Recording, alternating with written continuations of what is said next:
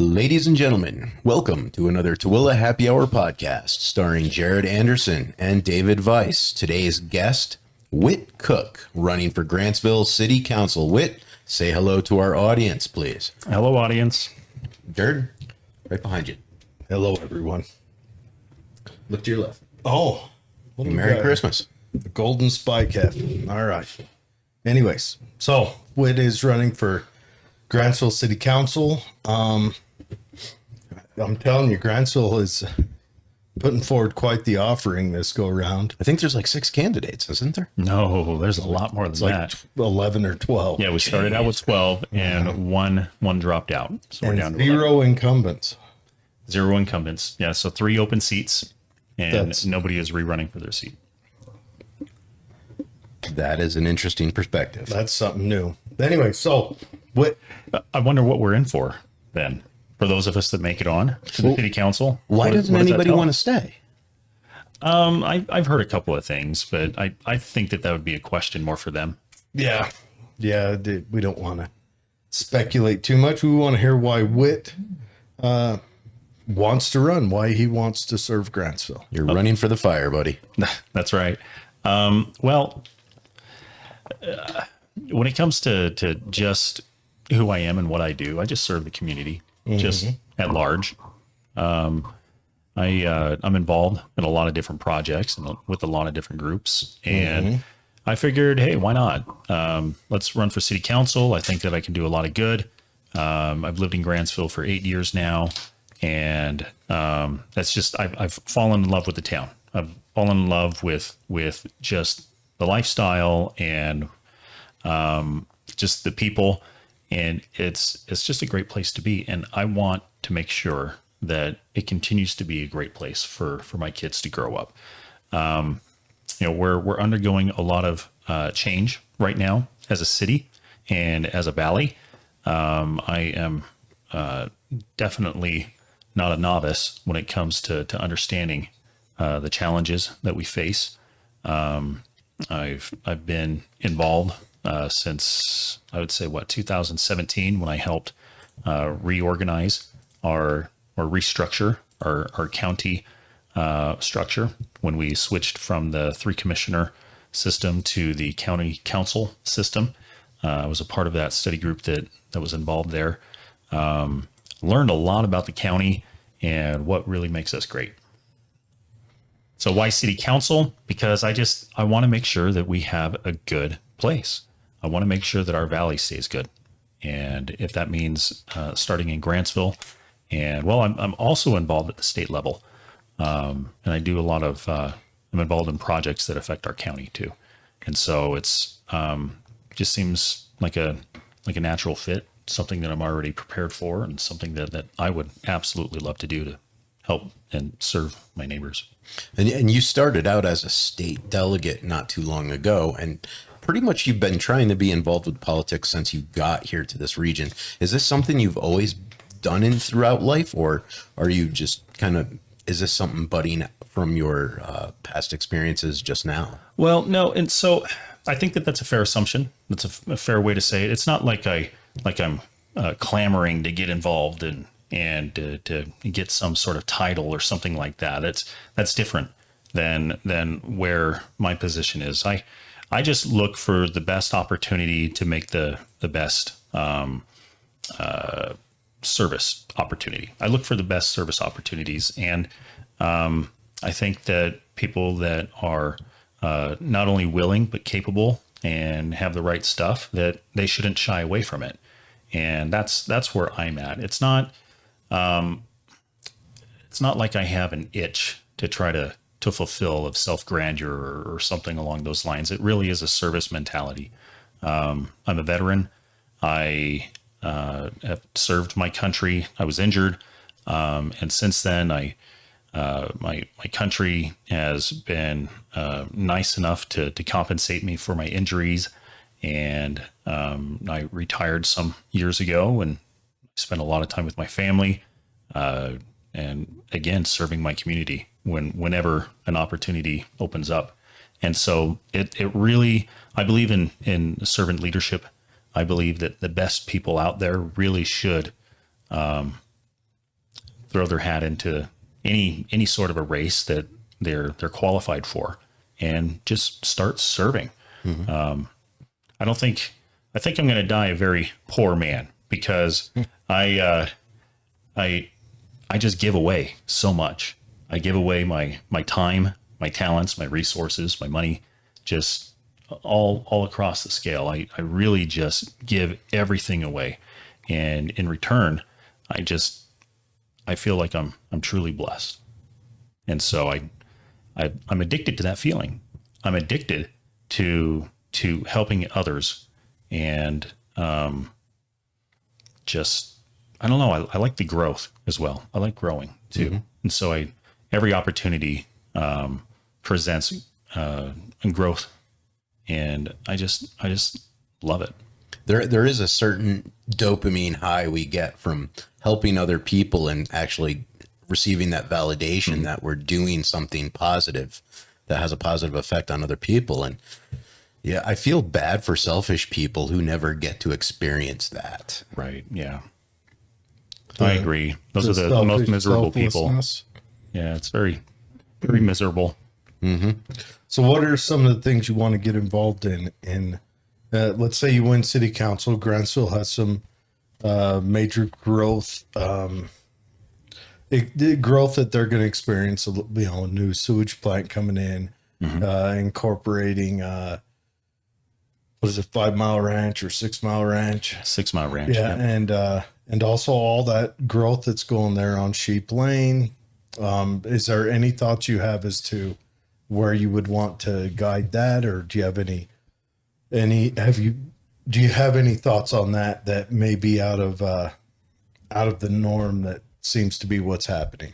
Yeah. So let me back up just a little bit more. I think that where I would be most effective is at the state level.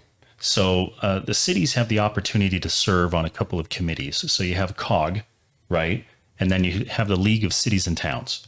And we currently do not have, as a city, the city of Grantsville, we do not have a representative on the League of Cities and Towns, which means that we're missing out. We really are. We need to have our voice. We need to add our voice to that community.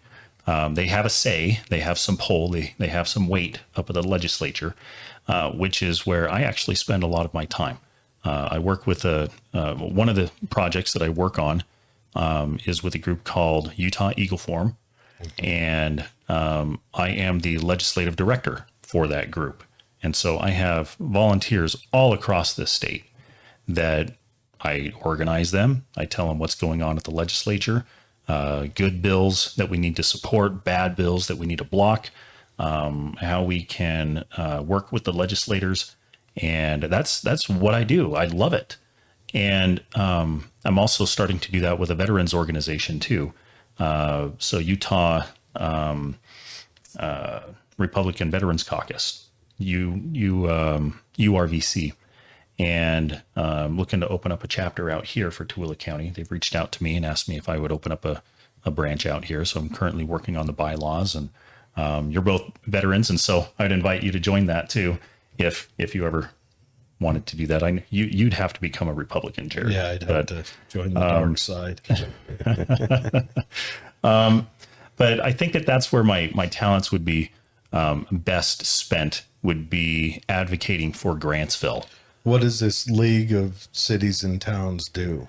So what opportunities would that offer to Grantsville? So they meet periodically. They just like COG, they have, like I said, a voice up at the legislature. They pull some weight as a united voice, what the organizations themselves would want. And so if Grantsville doesn't have a say in either one of these organizations, then that means that people are making decisions for us and then presenting those decisions or recommendations to the legislature on how to change laws around the state. So it's proactive as well as trying to mitigate bad things too. Again, like I said, what I already do with Utah Eagle Forum. And Utah Eagle Forum is a very conservative based group. So we really promoted a lot of, and we could talk about this another time, a lot of the bills that I supported and opposed and spoke on behalf of during this last legislative session, rallying our volunteers around a lot of those issues. And besides that, besides being involved on the wider scale, the bigger picture scale, I think that my conservative values and trying to preserve good, wholesome American way of the American way of life. I think that being on a city council or serving in a city capacity, it really just comes down to just managing a budget and local zoning. It's approving budgets and just minor changes that come through on a city level with land use. I know that Rex and Park is a big issue in Grantsville right now. Right. Do you consider yourself pro parks and Rex, or more conservative towards, let's privatize that and let industry decide the fate of how that runs? So I really like the idea of working with developers and putting conditions on open space, having the developers foot the bill since they're bringing in homes in that area, leaving some space also for future schools to be built, potential synagogues or churches of different varieties, leaving some space for those sorts of things. So while a developer comes in and wants to build these homes, that is the best time to negotiate those sorts of things. It's being forward thinking. And that's one thing that I would present and really help Grantsville with, just having that forward thinking attitude. As an example, right now, well, let me finish the answer just a little bit more on parks. I would love to see more parks, potentially a rec center if we can get the funding for it. The Clark Historic Farm just this last year, as well as another project that I'm working on with the Grantsville Veterans Memorial Committee. We're building a new Veterans Memorial Park in Grantsville, at the park right off of Main Street, across the street from the elementary school at the fire station. There's a green space right there that we've come up with a good design plan in order to honor our veterans, which I know all three of us here are veterans. And so I chair that committee. We've fluctuated in our numbers, and we're currently raising funds for that park. We have a lot of city open space in Grantsville. It's just developing it into green space, getting parks there. And like I said, working with developers, possibly a rec center, if we can get the funding. Oh, that's why I brought up Clark Farm and then the park, the Veterans Park, appropriations money through the state, Clark Farm, as well as my committee. We submitted applications for appropriations money, and they were both denied. I got some feedback on how we can do a better job this next year, but there is money out there. We can get the money. Were they denied because maybe the grant wasn't written in a manner that they picked? The application wasn't written quite right? Well, for both of the applications, for Clark Farm and the Veterans Memorial Park, it was the first time any of us. They're tough to write. They are. Mm-hmm. That's a profession all in itself. They are, but it also helps knowing how to navigate the process. Also, working up at the legislature now, having that ability to know how to navigate things. Contacts with professional it helps writers. It helps out a lot, actually. Yeah. I would imagine a lot of that is who you know as well. I mean, like, they've got to choose somebody in that pile. Connections make a difference when you're talking about grants. I will neither confirm nor deny that statement. Well, I can only imagine. How is Grantsville looking for driving some more business and industry there into that downtown Main Street? So it's funny I call it downtown, but we'll go with that. As downtown as Grantsville has. Yeah. So that is my number one goal, is to bring in more business. So something that people come to me and talk about quite often, one of the biggest talking points in Grantsville right now is the growth and the residential area. What I tell people is that, well, if it doesn't get developed and turned into homes, it has to be turned into something else, because landowners, property owners, developers, they have rights too. And a city can only, or a county can only say no so many times, especially if that land is zoned for whatever the purpose is that they're trying to build. If it's according to the plan, they have a right to build it. And so whether you like it or not, that's something that needs to take place at the planning and zoning portion of the process instead of at city council. But if it's according to the plan, then city council, a lot of times, eventually, you need to approve something. And so if it's not going to turn into homes, then you need to fill it in with something else. I would like to see, and I said this when I ran for county council, which I had to withdraw because of my military injury. My injuries were aggravated quite a bit from the vigor, right? And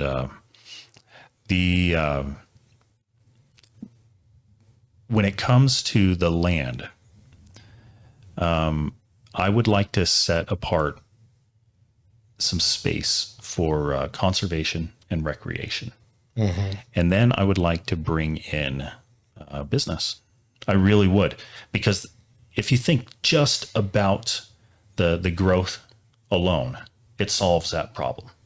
You're bringing in industry, you're bringing in warehousing, you're bringing in jobs, you're bringing in a growing economy, you're bringing in taxes, right? You're bringing in, I would say, you're helping out with air quality even, because if you're bringing in jobs closer to home, People don't drive as far. you don't have to drive the 2 hours, 1 hour in and 1 hour back. Tooele County is one of the worst counties in our state for commuting. It's over 70% of our workforce has to commute around the mountain. Yeah. And those that drive all the way into Utah County, I mean, it's even longer. It's ridiculous. Hour and 20, hour and 30 minutes. And so bringing the jobs closer to home, you have to start with manufacturing and warehousing. You have to start with those sorts of jobs. And then what follows, once people start staying here, they're not going out to Olive Garden for their lunch. You get the restaurants on That the when you mountain. get, yes, all of the service-based businesses say, hey, there is a market out in Grantsville now. We can bring in some more restaurants. Yeah. We can bring in an Olive Garden. We can bring in a Sam's Club. Yep. There was a rumor for quite a while that Sam's Club was looking out this way, but they need a certain population in order to actually build a location here. We have a perfect spot for it. Yeah.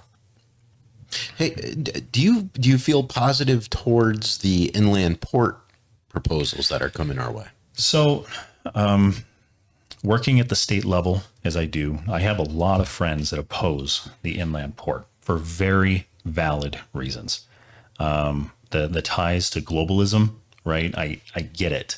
I don't like it. Anything that props up or supports China, I'm against. I support our legislature and what they did this last session when Candace Perucci, she got a bill passed. She sponsored a bill that actually stopped Chinese firms from purchasing property. Okay. Yeah. I have a really hard time with not so much the country, but with a political party that's in China, that's in control now, that is so anti-American, and yet we give them so much of our land, which includes resources and water rights and so much. We can't have that. How'd you get, what did you ask? You got me on this path with something. Okay. I like it though. I like it. Tell us about your thoughts on the inland port. Yeah, the inland port. Okay, so I don't like that aspect of it. But when it comes to creating jobs, if we can bring in manufacturing and warehousing and different types of industry to this area where we have a lot of land that can't really be used for much else, a lot of dry land. I don't see a golf course coming into Grantsville anytime soon, right? So we have to do something with the land. We call it the After- heifer hole and the After we set aside conservation and recreation, we have to develop it with something, because opposing all growth, like what we have been doing for decades, opposing all growth still brings in growth. well, And it's the it's exact brought in type- only residential growth. Only residential. It's the And- type of growth that Grantsville does not want. Yep. And it's driven the wages on this side of the mountain lower than they should be because, let's face it, you can hop to the other side of the mountain, make a couple more bucks an hour. It's a little, you got to wake up 45 minutes earlier, but it gets you a better lunch and a better vacation once a year. Right. And So our wages on this side have stagnated. well, and here's something else to consider too, because our local gas stations and our local grocery stores, they're already competing Yep. with all of the grocery stores and Yeah. gas stations on the other side of the mountain. Yeah. Why would you not get gas on the other side of the mountain? Why would you not? Well, we have the cheapest gas at the Walmarts. Why would you By not far. hit Grantsville has Costco? the cheapest. Grantsville's amazing. It's $3.54 right now at the one gas station. What is it Okay, out here? I'm It's gonna in have the to check that 360s, right? Yeah. I It's, don't know, it's but- generally lower than. Whatever it is, why would you not hit Costco on the other side? Yep. They have those amenities, and not to mention for your retail shopping, this side of the mountain doesn't really compete. And that also means that we're losing taxes. We're We are losing- losing tax revenue to the other side of the Yeah, mountain. tax revenue. We're losing jobs. Over there, it's much easier for a 16-year-old to gain employment. Well, even purchases, Yeah. sales tax, Yep. portions of that still go to the local municipalities. And we still got to build schools for everyone on this side. So Yeah. Do we? So, no, we do. And that's another one of my big talking points is that Grantsville, because we're talking about Grantsville specifically right now, we need a new high school. That high school is already too small. And with the people that have been moving in and will continue to move in, it's in the next 4 or 5 years, I predict, I haven't projected numbers, but it's going to fall apart. We are not going to be able to have enough temporaries or portables or those classrooms that are prefabricated classrooms you set in the parking lot. There are a couple out there at the high school already. We don't have enough parking lot space to put enough of those to house the future needs of our high school in just within the next 5 years. I've never heard of anyone saying that we have enough high school space ever. That's a good point. I mean, we say that all the time. And I mean, as a taxpayer, I look at these huge buildings going up and I wish people could, with kids could step up a little bit harder than those without. Yeah, right. But I don't know. I'm selfish in that way in terms of my liberties, but you do need to educate the kids, and I understand that. But still, I've never heard anyone say we don't need more school. Well, it's continual growth, and that's why. yeah, well, and schools age, they get old and tired. New things are invented. Grantsville, the high school then was built in 89, 90. And I that's, think it's older than that. I think the new part of it after it caught on fire, but Okay. I think that's when it was 89 or 90. But here's the point. Where do we get that money for the new high school? That's it. That's tax revenue. That's working. That comes from the school district. Where does the school district get their taxes? They get it from property tax. Taxes naturally go up over time. And on residential areas, every home that's within a city limit is actually a tax deficit. They do not pay enough property tax in order to maintain the services for that home. No, this is the reality. You might not like to hear. No, it's the reality. So we're talking about police, fire, ambulance, parks and rec. We're talking about everything that goes into the costs of running a city: roads, infrastructure. the new sewer plant that you brought up. All of that costs money, and that comes from taxes. The school district, they get their taxes specifically from property tax. Taxes will go up in Grantsville unless we bring in more business. We need because revenue. business taxes offset residential taxes. Business taxes by far exceed in payments more than it costs to run them or to house them within a city limit. And so we need to do something with our land, bring in business. We can turn Grantsville into a very, very wealthy city, because if we don't build it with business, if we don't set it aside for recreation and conservation, then it's just going to continue to turn into homes. And I'm trying to get people of Grantsville to understand that. We're going to keep getting the same thing if we keep with the same tactics of just opposing all growth. We have to bring in the growth that will actually benefit us. There is that feeling that a lot of people don't want to see change on their neighborhood they grew up in, but I get it. It's happening anyway. And let's just look at the track record of cities trying to stop it. They've ended up in court and they've ended up losing. And that's another thing. If anybody really wants to stop growth, they can either pay for the lawsuits that the city would be in, or because that's what they would do, because the lawsuits get paid through taxes. There's a way you could do it without paying for the lawsuits, and that's the city buying all the property. Yeah, I wouldn't. That's the only other way they I can wouldn't do be it. in favor of that, Because, there's old farmers that are, retiring out. Their kids moved off and kicked off farms elsewhere. So their land's going up for sale. And what happens? It's purchased by developers. It's because Grantsville has hit that point where starting new farms is unfeasible. Okay. It's just hit that point. They're surrounded by too many non-farming people. You're just, how do I say? I want to preserve what we have, though. Well, it'd be nice. It'd be nice. We can't oppose all growth. It'd be nice to preserve the farms, but once you hit a point, that preservation comes at the cost of people who bought a house next to that farm. And yes, it's a sad story and it's awful, but that's where it ends up going. A lot of our agriculture comes from other countries. And I think that is a reasonable expectation because they'll work cheaper.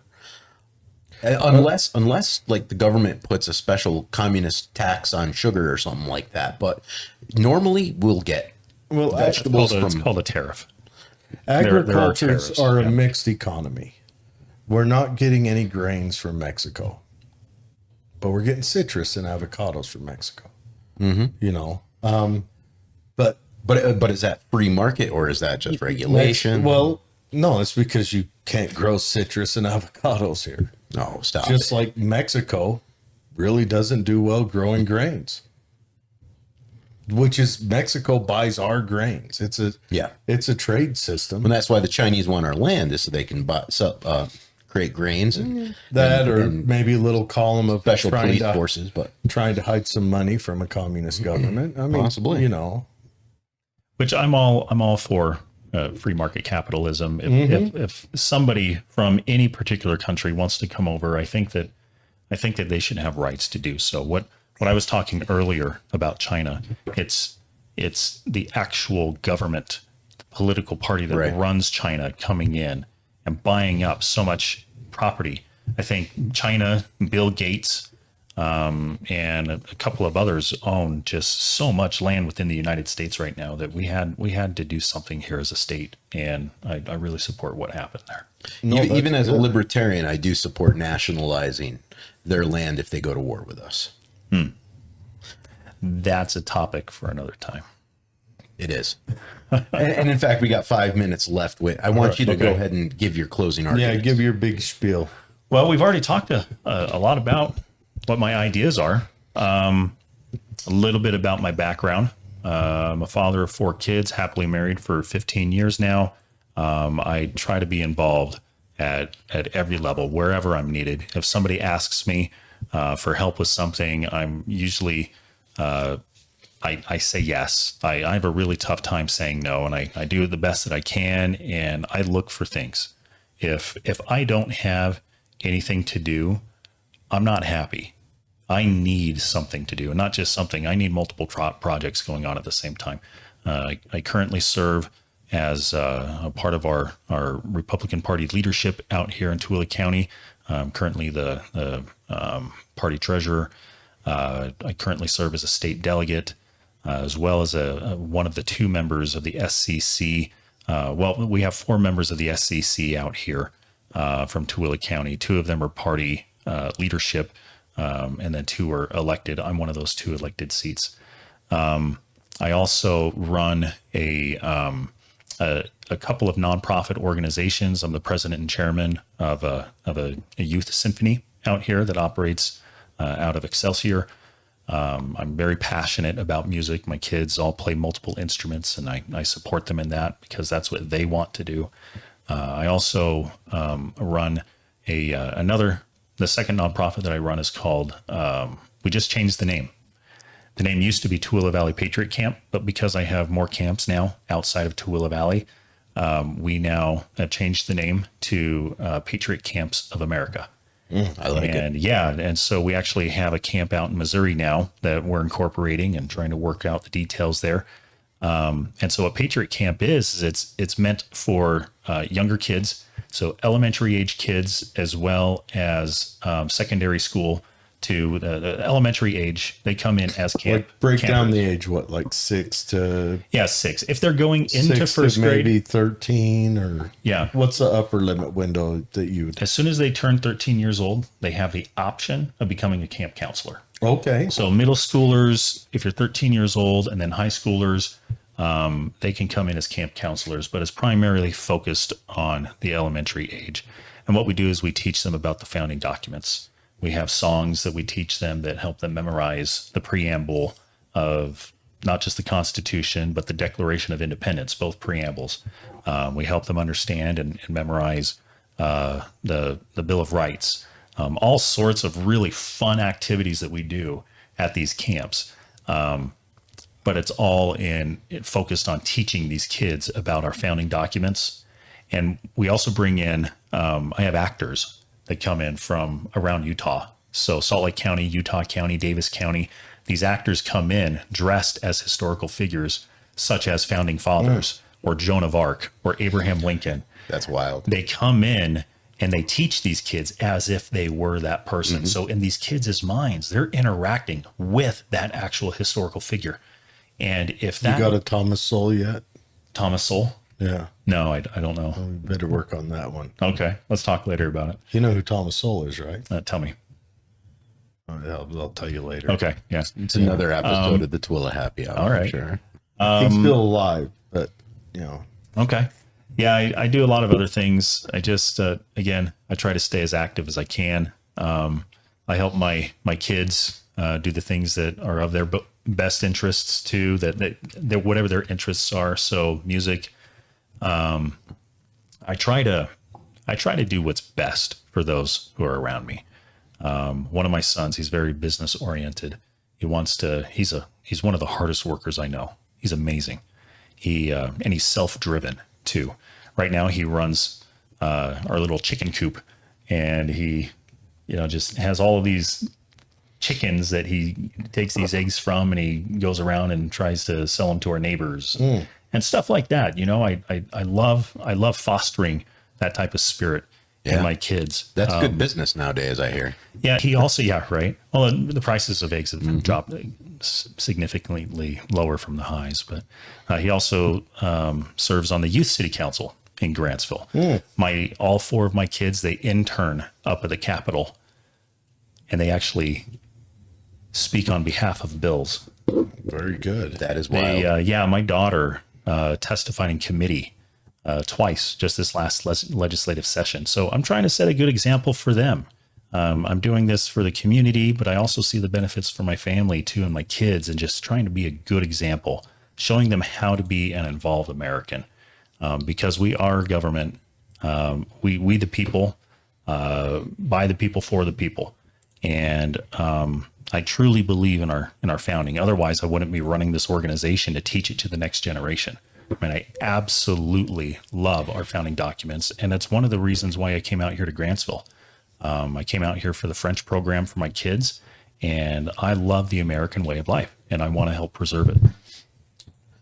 Well, God bless you. I mean, you do stay active, and you even co-host on this web podcast once in a while. And I can attest to the fact that you are a busy man. You stay busy. You don't like to sit still. And I think Grantsville would be blessed to have you. Well, thanks. I appreciate that. Hopefully Grantsville agrees. And that's another thing. Maybe I should mention my radio show too.